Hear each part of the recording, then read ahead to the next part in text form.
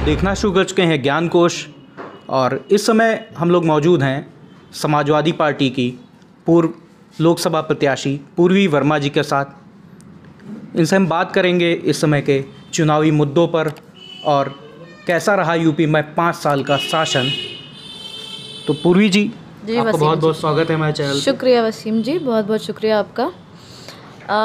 पिछले 5 साल के जहाँ तक आप बात कर रहे थे, मुझे लगता है जनता देख चुकी है। 5 साल उन्होंने मौका दिया था बीजेपी को प्रशासन के लिए उत्तर प्रदेश में, और मुझे लगता है आज की तारीख में आज जो है लोकतंत्र का जन्म महोत्सव की शुरुआत हो चुकी है। आज फर्स्ट फेज़ की पोलिंग हो रही है वेस्ट यूपी में। तो देखा ये जा रहा है कि जनता इतनी उत्सुक है, इतनी उत्साहित है, वो लोग वोट देना चाहते हैं और वोट देना चाहते हैं नई सरकार को, क्योंकि युवा वर्ग, किसान वर्ग, महिलाएं, बुजुर्ग सब परेशान हैं।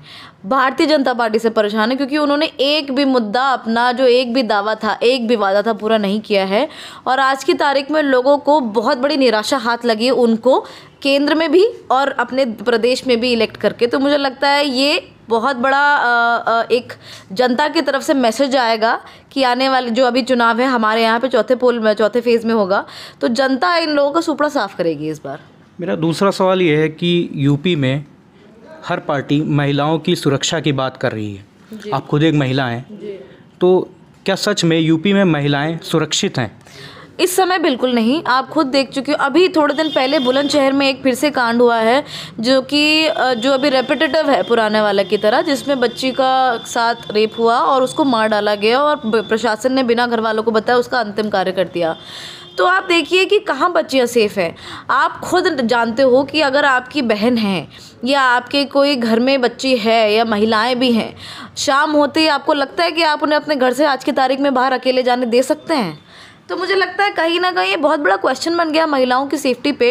और आप देखिए, जहाँ तक हम लोगों की बात है, राष्ट्रीय अध्यक्ष जी जब हमारी सरकार थी 2012 से 2017 में, आउट ऑफ मैनिफेस्टो जाके उन्होंने 1090 स्कीम का जो प्रोविज़न था उसके लिए उन्होंने लागू किया था कि महिलाओं को, बच्चियों को खास तौर पे कोई दिक्कत ना हो, उन्हें लगे कि कोई उनका पीछा कर रहा है, कोई उनको परेशान कर रहा है, तुरंत 1090 हेल्पलाइन डायल कर दे और उसकी कार्रवाई होती थी। जब सपा की सरकार थी, जो रेप के केसेस थे उनमें तब भी बढ़ोतरी देखी गई थी। 2012 के कंपेयर में 2013 में 50% ज़्यादा रेप के केसेस यूपी में हुए थे। देखिए, प्रोविज़न जब आया था 1090 का, तभी आया था क्योंकि हमने देखा था कि वो कहीं ना कहीं मदद करनी चाहिए बच्चियों की, महिलाओं की। और उसके बाद से आप एनसीआरबी का डेटा लोगे तो वो कम हो गया था, बट अभी एनसीआरबी का डेटा कहता है कि जब से बीजेपी आई है, महिलाओं के प्रति जो आपराधिक जो क्राइम्स हैं, अपराध हैं, वो बढ़े हैं। और उसमें शोषण है, उसमें उनका पीछा करना है, उसमें उनको फ़ोन, इनफैक्ट आजकल नई चीज़ चली है, सोशल मीडिया के माध्यम से स्टॉकिंग होती है, महिलाओं को बहुत बुरा बुरा लिखा जाता है। और बीजेपी का जो मीडिया सेल है इसमें बहुत माहिर है, ट्रोलिंग जिसे बोलते हैं, और गालियाँ देते हैं। अभी आपने देखा होगा 3 लोग पकड़े गए हैं जिसमें मुस्लिम महिलाओं को बेचा जा रहा था, नीलामी हो रही थी उनकी ऑन स्क्रीन। तो जो लोग पकड़े गए कहीं ना कहीं बीजेपी से उनका संबंध है।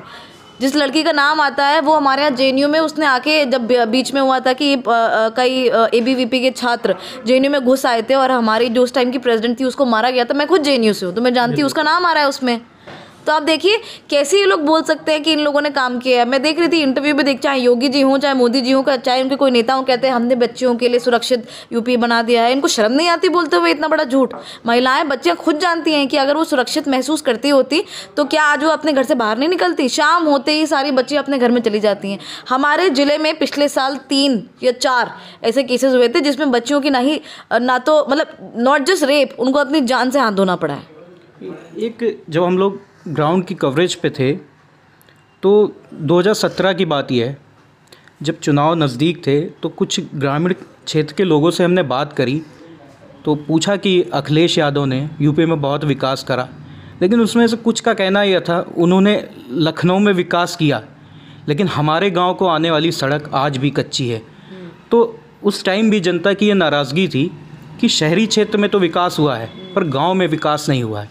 समाजवादी पार्टी की एक ये विफलता के तौर पे लोगों ने हमें बताया, इस पे आप क्या कहना चाहेंगे? देखिए, मैं ये कहूँगी विफलता नहीं होती है। बजट जब प्रस्तावित होता है, हमारे यहाँ कई सड़कें ऐसी हैं, अलीगंज, यहाँ से आप अलीगंज जाएंगे, टूटी हुई सड़क थी, मेरे पिताजी सांसद रहे थे, उनके कार्यकाल में उन्होंने प्रस्तावित कराई, बनवाया, कृषि विद्यालय बन के खड़ा है आज की तारीख में, वो हमारी सरकार में हुआ था। ओएल में जाएंगे, ट्रॉमा सेंटर बना है, मदर एंड चाइल्ड, वो हमारी सरकार में, वैसे ही बहुत काम हुए।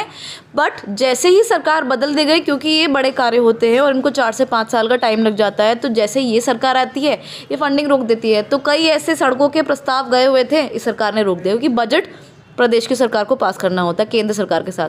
केंद्र में भी आके इन लोगों ने मना कर दिया, प्रदेश में भी आके मना कर दिया। इनके यहाँ कहीं ना कहीं कॉम्पिटिटिव और हीन भावना की राजनीति चलती है कि जो प्रिकर्सर्स थे, अगर वो कुछ काम कर गए तो हम उन्हें तुरंत रोक दें। योजनाओं के नाम बदल दिए। अध्यक्ष जी ने हमारे यहाँ पेंशन चलाते थे महिलाओं के लिए, बुजुर्गों के लिए, बच्चों के लिए, वजीफे चलाते थे, तमाम ऐसी योजनाएं थी, इन लोगों ने उसको बंद कर दिया गया। दे जस्ट बिलीव कि हम नाम चेंज कर दें चीज़ों का, उसमें काम करेंगे।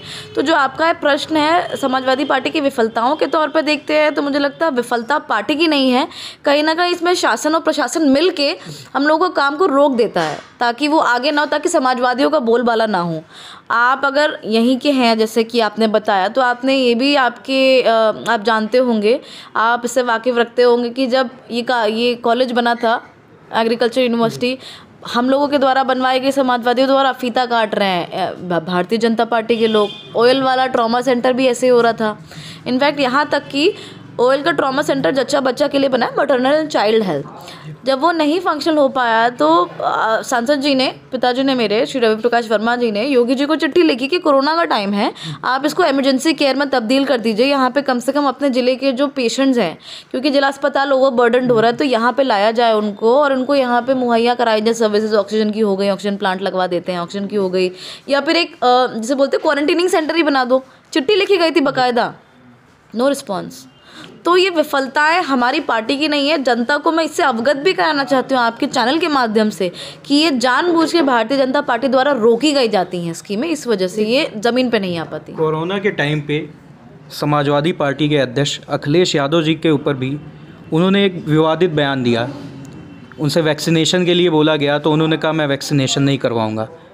एक इतना बड़ा लीडर जब ऐसी बात करता है तो उनके जो फॉलोअर्स हैं वो भी उन्हीं की बात पे आगे चलते हैं। तो उन्होंने ऐसा क्यों करा कि वैक्सीनेशन हम नहीं लेंगे? ऐसा है वसीम जी, जब वैक्सीन आई थी इंडिया में, तो उसका जो फाइनल फेज़ का ट्रायल होता है, RCT, रैंडमाइज कंट्रोल ट्रायल कराते हैं, मैं खुद डॉक्टर हूँ, तो लास्ट तक 3 फेज़ होते हैं, 3 या 4 फेज़, जिसमें देखा जाता है एफिकेसी, एफिशिएंसी और हार्मफुल इफेक्ट क्या है। तो एफिकेसी, एफिशिएंसी जल्दी जल्दी बता दी गई कि हो जाएगा, वो भी कितना सत्य है कितना असत्य है वो, क्योंकि पब्लिक डोमेन में डेटा नहीं था, इन लोगों ने दिया नहीं। विपक्ष की पार्टियां बार बार मांग करती रही कि जो वैक्सीन आप ला रहे हैं इसका डेटा तो ट्रांसपेरेंट कर दीजिए ताकि किसी को आपत्ति ना हो। तो इसलिए डेटा जब ट्रांसपेरेंट नहीं हो रहा था, और क्योंकि हमारे से पहले विदेशों में ये वैक्सीन, कई सारी वैक्सीन लगनी शुरू हो गई थी, जिससे ब्लड कोआगुलेशन के डिसऑर्डर्स आने लगे थे, इसका मतलब खून गाढ़ा हो जाता है, और उससे क्या होता है, एम्बोलस बन जाता है, थिकनिंग होकर लंग्स में फंस रहा था एम्बोलाई, तो लोगों की डेथ्स हो रही थी। तो कहीं ना कहीं ये मुद्दे थे कि अगर इसके हार्मफुल इफेक्ट इतने ज़्यादा हैं, साइड इफेक्ट, तो आप पब्लिक डोमेन में रखिए ना। जब ये सरकार पब्लिक डोमेन में रखी नहीं रही है, और दूसरी बात, जब मोदी जी बार बार बोल रहे हैं हमने बनवाई, पहली बात तो कोई भी वैक्सीन नेता नहीं बनवाता है, साइंटिस्ट बनवाते हैं। मोदी जी ना तो साइंटिस्ट है ना डॉक्टर है, उसके दूर दूर तक नहीं, ना वो नर्सिंग स्टाफ है, तो उनको बोलना शोभा नहीं देता था। कहीं ना कहीं इस बात को पॉलिटिकलाइज कर दिया गया। इस वजह से राष्ट्रीय अध्यक्ष जी ने बोला कि आप डोमेन में रखिए प्राइवेट से पब्लिक डोमेन में, ताकि मैं अपनी जनता के लिए जवाबदेही हो सकूं, और तब मैं लूँगा, तब मैं अपनी जनता को बोलूँगा। तो उनका आउट ऑफ कंसर्न था ये, बिकॉज वो बहुत रिस्पॉन्सिबल हैं, तो he didn't mean it in a bad way. उनका था कि पहले सारी जानकारी जनता के बीच में आ जाए, तब हम उसको जो है सब लोगों को लेने के लिए बोलेंगे। समाजवादी पार्टी पे एक आरोप ये भी लगता है कि ये एक जाति विशेष की पार्टी है, एक जात को इसमें ज़्यादा बढ़ावा दिया जाता है, उनको नौकरी के क्षेत्र में भी बढ़ावा दिया जाता है। देखिए, मुझे नहीं लगता, ये हमारे विपक्षी, खासतौर पर भारतीय जनता पार्टी का कहना है। अब भारतीय जनता पार्टी अपने आप को हिंदुओं की पार्टी बताती है, तो वो भी तो स्पेसिफिक रिलीजन स्पेसिफिक काम करती है। कम से कम समाजवादी ने हर वर्ग, हर धर्म, मतलब उन्होंने किसी में सेग्रीगेट नहीं किया हमारी पार्टी ने। नेताजी, आदरणीय नेताजी को किसानों का नेता कहा जाता था, इसीलिए कहा जाता था क्योंकि उन्होंने धरातल से उठ के किसानों की मदद की थी और उनको उनका मान सम्मान दिलाया था। आदरणीय राष्ट्रीय अध्यक्ष जी श्री अखिलेश जी ने भी हर वर्ग का ध्यान रखा। तो मैं हम नहीं मानते, ये आप युवाओं से पूछ लीजिए, युवा नहीं मानते कि उन्होंने किसी स्पेसिफिक वर्ग के या जाति के युवाओं का भला किया हो। जिनको लैपटॉप्स मिले आप देख लीजिए, उसमें खाली किसी विशेष वर्ग को दिया है या जो बच्चे अच्छा करते हैं उनको दिया है। वजीफ़े मिले हैं बच्चियों को तो अच्छा जो करती है उनको मिले हैं। ऐसे तमाम योजनाएं थी, मातृशक्ति की योजनाएं भी आई हैं, मतलब अक्रॉस ऑल द फील्ड्स तो सबके लिए काम हुआ है। ये तो बीजेपी का एक, मुझे लगता है क्योंकि बीजेपी इतना चिढ़ती है कि समाजवादी की पॉपुलैरिटी बढ़ती जाती है, हर कोई विशेष तौर पर युवा पसंद करते हैं, महिलाएं पसंद करती है, इसलिए वो आरोप करते हैं। और वो पार्टी हम पे आरोप लगाती है जो भगवान के नाम पे वोट मांगती है, धर्म के नाम पे राजनीति करती है, तो मुझे लगता है शोभा नहीं देता है। और उनके बड़े लीडर्स समझते ही नहीं है कि हमारा कॉन्स्टिट्यूशन धर्मनिरपेक्ष है, इट्स अ सेक्युलर कॉन्स्टिट्यूशन, ये हमारे कॉन्स्टिट्यूशन में प्रियम्बल में लिखा हुआ है। तो जब वो धर्मनिरपेक्षता को ही नहीं मानते हैं और धर्म की राजनीति करके अपना पालरा बढ़ा रहे हैं, तो मुझे लगता है कहीं ना कहीं ये उनका डर है कि दूसरों पे दोषारोपण करो ताकि हम बचे रहें। अभी जब हम लोग ग्राउंड कवरेज पे हैं तो मुस्लिम समुदाय के लोगों में समाजवादी के प्रति एक नाराज़गी दिखी। उनका कहना है कि समाजवादी पार्टी आज़म खान पे चुप क्यों है, उनके लिए कुछ क्यों नहीं कर रही है। नहीं, हमारे कई स्पोक्स पर्सन टीवी पे बाकायदा बोलते रहे, मेरा अभी शो था और मैंने आज यही बोला है आदरणीय खान साहब के बारे में कि जैसे जिस तरह से आज इन लोगों ने टेनी, अजय मिश्रा टेनी के बेटे को छोड़ा है, तो मैंने यही बोला जो यूनिवर्सिटी बनाए वो जेल में और जो किसानों को मारे वो बेल पे। तो हम लोग लगातार अपनी आवाज़ उठाते रहे। ये अलग बात है कि मीडिया दिखाता ही नहीं है। राष्ट्रीय अध्यक्ष जी श्री आजम खान जी से मिलने के लिए भी जाते हैं, उनकी बेल को लेकर कई बार आंदोलन किए गए, साइकिल यात्राएं निकाली गई। हमारे प्रवक्ता लगातार जितने भी भदौरिया जी हैं, अनुराग भदौरिया जी, वो काम करते रहे हैं। तो वो चिल्ला चिल्ला के बोलते हैं तो आवाज़ काट दी जाती है। कई बार अनुराग भदौरिया जी ने टीवी पे बोला कि हमारे नेताजी को छोड़िए, तो वो उनको म्यूट कर देते हैं या दिखाते ही नहीं है। हम लोग बोलते हैं तो वो लोग दिखाते ही नहीं है। आप ये देखो ना, उनका एक प्रोपेगेंडा चलता है, उन्हें कुछ एक चीज़ें दिखानी है, बाकी चीज़ें म्यूट कर देनी है। इस वजह से कहीं ना कहीं ये पिक्चर या एक परसेप्शन जा रहा है कि जनता में नाराज़गी है। हालांकि अब जब उनके बेटे आ गए हैं और उनका इतना वार्म वेलकम हुआ था रामपुर में, तो कहीं ना कहीं मुस्लिम समुदाय, क्या हम सब लोग देखिए, हम सब लोग परेशान थे कि वो बुज़ुर्ग हो चुके हैं, इतनी बार के सीनियर लीडर रहे हैं, बेमतलब कि उन पर मुकदमे लिखवाए गए हैं, भैंस चुराने से, मुर्गी चुराने से लेकर ये कोई मतलब नहीं है। वो सिर्फ उनकी इमेज को टेंट करने के लिए कि उसके ऊपर धब्बा लग जाए। तो हम लोग लगातार बोलते आ रहे हैं, ये तो मीडिया के ऊपर है वो कितना दिखाती है कितना नहीं दिखाती है। अभी जिस जगह पे हम लोग मौजूद हैं डिस्ट्रिक्ट खीरी में, यहाँ पे 8 विधानसभा क्षेत्र हैं। समाजवादी पार्टी 8 में से कितने सीट जीत सकेगी? देखिए, हम लोग सारी सीटें जीतेंगे। हम लोग की पूरी कोशिश है कि 8 की 8 हमारी विधानसभाएं निकले। और जिस तरह से जनता का जो मूड है, हम लोग रोज़ कहीं ना कहीं या तो पदयात्रा के माध्यम से या छोटी मोटी मीटिंग्स करके या परमिशन लेके बड़ी मीटिंग्स जब करते हैं तो जनता का रुझान दिखता है। जितनी बड़ी मात्रा में लोग हम लोगों की, समाजवादियों की मीटिंग्स में आते हैं, भाजपाइयों का कार्यालय खाली दिखता है, तो कहीं ना कहीं इट्स अ क्लियर मैसेज कि जनता चाह रही है समाजवादी की सरकार आए और वो खुद इलेक्ट करना चाहती है अपने रिप्रेजेंटेटिव अपने ऑफिस में। तो आप देखिए, मुझे पूरी उम्मीद है कि 8 की 8 सीटें निकलेंगी हमारी। जो जिस क्षेत्र में हम लोग हैं, यहाँ का सबसे बड़ा मुद्दा जो है किसानों का मुद्दा है, गन्ना भुगतान ना होने का। उनका आरोप है कि बजाज चीनी मिल जो है वो उनका भुगतान नहीं कर रही है। समाजवादी पार्टी ने भी बोला है कि अगर हम सत्ता में आए तो 14 दिन के अंदर भुगतान करवाएंगे। और ये इस बार का मुद्दा नहीं है, ये सालों से चल रहा है। और जब समाजवादी 2012 में शासन में आई थी तो भी यही बात थी कि हम 14 दिन में पेमेंट करवाएंगे, लेकिन तब से अभी तक पर समाजवादी ने कम से कम 40 रुपये बढ़वाए और जिनके गन्ने का पेमेंट नहीं हो पाता तो उनके घर तक चीनी पहुंची ताकि उनका गुजारा चल पाए बेच के। पर जैसे ही ये सरकार आती है, मुझे याद है हम भी जब चुनाव लड़ रहे थे 19 में और उसके पहले 17 में भी, मोदी योगी जी आते हैं यहाँ पे, बड़े बड़े नेता बोल के जाते हैं ये तो चीनी का कटोरा है खीरी, चीनी का पेमेंट कराएंगे 14 दिन में। 14 महीनों तक इन लोगों ने भी पेमेंट नहीं कराया। आज भी साल भर का पेमेंट अटका हुआ है हमारे यहाँ गन्ना किसानों का। तो कम से कम हमारी सरकार ने करके दिखाया था, गन्ने का मूल्य बढ़ा के दिखाया था कि किसानों को कुछ तो आमदनी हो और जिनको नहीं पहुँच रहा है चीनी देते थे। इस सरकार ने क्या किया, उस पर बहुत बड़ा प्रश्न चिन्ह है। तो मुझे लगता है कि जनता को भी समझ आ रहा है। और दूसरा, इनकी सरकार में इतना अहम है, इनके जो सांसद को मंत्री बनाया, मंत्री बनते उसके बेटे ने किसानों को रौंद दिया। मतलब बहुत बड़ी बात होती है किसानों को रौंद देना, किसी को रौंद देना। और आज की ही तारीख में उनको आ जाता है, बेल ऑर्डर आ गया कि वो रिहा हो चुके हैं। तो आप देखिए पूरा का पूरा सिस्टम तो उन्हीं के लिए काम कर रहा है, लॉ एंड ऑर्डर भी उनके लिए काम कर रहा है, तो बाकियों की सुनने वाला कौन है? इसलिए समाजवादियों का आना ज़रूरी है। जनता ये जान चुकी है और जनता ही हमें चुनाव लड़वा रही है। इस समय का एक और मुद्दा बना हुआ है जो पूरे भारतवर्ष में इस समय बहुत ही ज़्यादा मीडिया में चल रहा है, हिजाब का। जैसा कि कर्नाटक में लड़कियों को कॉलेजेस में हिजाब पहनने पर पाबंदी लगाई जा रही है, उनको कॉलेज के अंदर एंट्री नहीं मिल रही है। इस पे आप क्या कहना चाहिए? देखिए मुझे लगता है एक चॉइस होती है, चॉइस के बारे में बात करनी चाहिए।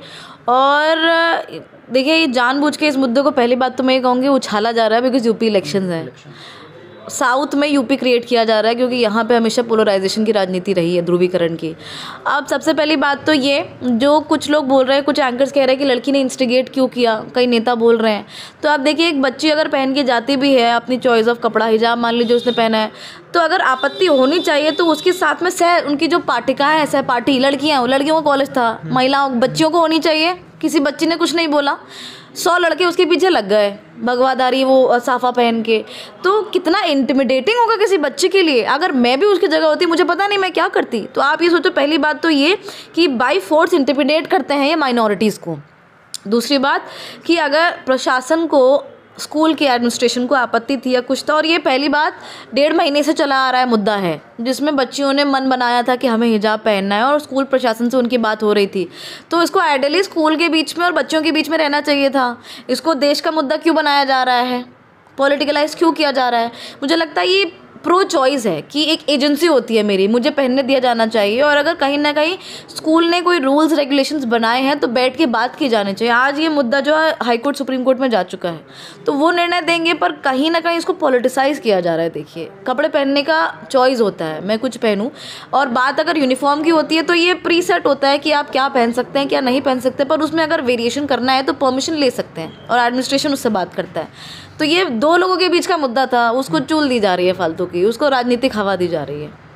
जिस प्रकार से आज आशीष मिश्रा जो कि टिकुनिया कांड के आरोपी थे, मुख्य आरोपी थे, उनको इलाहाबाद कोर्ट के लखनऊ बेंच से जमानत दे दी गई है। इस पे आपकी क्या है? इस पे सीधे सीधे दिखाता है कि ये लोग कितना डोमिनेट करके चलते हैं लॉ एंड ऑर्डर को। ये आप देखिए, अगर ये इनका मंत्री जो है, जो राज्य मंत्री इसको बनाया गया है ताजिर मिश्रा टेनी को, अगर ये इनका ज़ोर ज़बरदस्ती नहीं है तो क्या है? आप देखिए, ना दिल्ली ना यूपी, ना लखनऊ या ना दिल्ली, कोई इनको हटा नहीं पाया। और ये बहुत बड़ी बात है कि सिटिंग मंत्री के बेटे ने गाड़ी से किसानों को रौंद दिया, जिसमें 8 लोगों की मौत हो जाती है और उसको जो है जेल से छूट मिल जाती है। और ये सब किया गया था साजिशन, जैसे उसने प्लॉट किया था, प्लॉटिंग करने के बाद उसने लोगों को मारा है, तो बहुत बड़ा क्राइम है। फिर भी अगर उसको बेल मिल जाती है तो कहीं ना कहीं पूरा शासन, प्रशासन, सत्ता सब इनके साथ है जो काम कर रही है। और ये गरीबों को, जो लोग लाचार होते हैं उनको, और कहीं ना कहीं इनके मन में है कि ये हमारा कुछ नहीं बिगाड़ सकते, उनको दबाना चाहती है लोगों को। इसलिए ज़रूरी है कि समाजवादी आके लोगों की ढाल बन के आज खड़ी हो। और हम लोगों ने यहाँ से मूवमेंट खड़ा किया था, इन लोगों ने हमारे नेता को, भारतीय जनता पार्टी और प्रशासन ने हमारे नेता को नहीं आने दिया था जिस दिन यहाँ पे मौत हुई थी। हम लोग वहाँ पे डटे रहे, किला बना के रखा हम लोगों ने। और जब हमारे नेता आए तो मिलने भी गए लोगों से, जिनके घरों में लोग ख़त्म हो गए थे, बच्चे ख़त्म हुए, नक्षत्र जी ख़त्म हो गए थे, एक लड़का था वो ख़त्म हो गया था पलिया में, मिलने गए और वहाँ पे उनको आश्वासन भी दिया कि आपकी आर्थिक मदद करेंगे, जो मैनिफेस्टो में भी है। पर आप देखिए मोदी जी उसके अगले दिन लखनऊ में थे, किसी कॉन्क्लेव, अमृत भारत या कुछ ऐसा बना रहे हैं, अमृत महोत्सव। उनसे ये नहीं हुआ, उनसे 2 बोल नहीं निकले शोक के कि मैं इस बात का शोक व्यक्त करता हूँ कि मेरे कैबिनेट के मंत्री के बेटे से गलती हो गई है, उसने रौंद दिया। उन्होंने कुछ नहीं बोला, उन्होंने साइलेंट चूज़ किया, silence, he chose to remain silent on this. तो ये क्या दर्शाता है कि उनको कदर ही नहीं है, उनको मतलब ही नहीं है, खाली वोटर बैंक है। वोट बैंक से जब राजनीति करनी हो तो आप आ जाइए लोगों के बीच में, नहीं तो कोई मतलब नहीं है। पूरे यूपी और भारत में इस समय सबसे बड़ा मुद्दा है युवाओं में बेरोजगारी का। समाजवादी पार्टी अगर सत्ता में आती है तो जो युवा हैं उनके लिए किस तरीके की योजनाएं लेके आएगी? देखिए, युवाओं के लिए सबसे पहले अध्यक्ष जी ने बोला है सरकार बनते ही 22 लाख नौकरियां दी जाएंगी, 22 लाख IT सेक्टर में। और बच्चियों के लिए, महिलाओं के लिए 33% रिजर्वेशन की बात हुई है, नौकरी सेक्टर में होता है। तो एक बहुत बड़ी बात उन्होंने कही है। और जो बच्चियां अच्छा करेंगी, जो आगे चल के अच्छे सपने मतलब आगे जाना चाहेंगी, तो उनको स्कूटर की भी बात की है, लैपटॉप्स भी देंगे। तो कहीं ना कहीं एक विजनरी मैनिफेस्टो है। और जो इंसान पढ़ा लिखा होता है देखो वही विजनरी भी हो सकता है। जो खाली धर्म और राजनीति करता है धर्म की और जात की, तो वो विजनरी तो हो ही नहीं सकते। तो जो योगी हैं वो योग करें, मंदिरों में जाएं, और जो विजनरी है वो सत्ता में आएंगे और अपने युवाओं के लिए अच्छी नौकरियां निकालेंगे, युवाओं का सम्मान रखा जाएगा। जितने शिक्षा मित्र थे, अनुदेशक थे, उनको भी वापस उनकी भर्ती करी जाएगी और ज़्यादा से ज़्यादा हमारे युवाओं को नौकरी दी जाएगी, ताकि आज की तारीख में वो 2 पैसे कमा के अपने घर वालों को भी मान सम्मान दें। बहुत बहुत शुक्रिया हमसे बात करने के लिए। Thank you so much. शुक्रिया। वीडियो अगर आप फेसबुक पेज पे देख रहे हो तो वीडियो को लाइक कीजिए, यूट्यूब पे देख रहे हैं तो वीडियो को लाइक एंड चैनल को सब्सक्राइब कीजिए।